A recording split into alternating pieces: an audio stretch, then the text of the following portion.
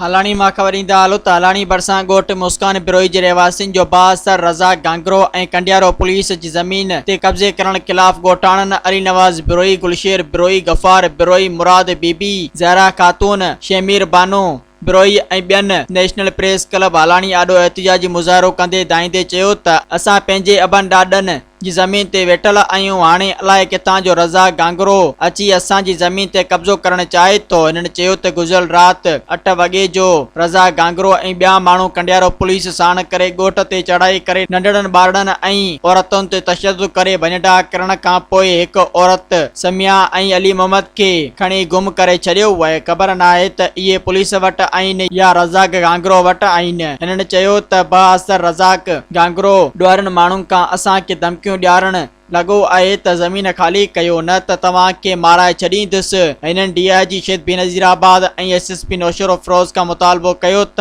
असांजी औरत ऐं मर्द खे आज़ादु कराए ॾिनो वञे ऐं असां सां इंसाफ़ कयो वञे। मज़ीद ख़बरनि ऐं तफ़सीलात लाइ विज़िट कयो असांजी वेबसाइट www.awamiNewsHD.com ऐं ॾिसंदा रहो अवामी न्यूज़ HD।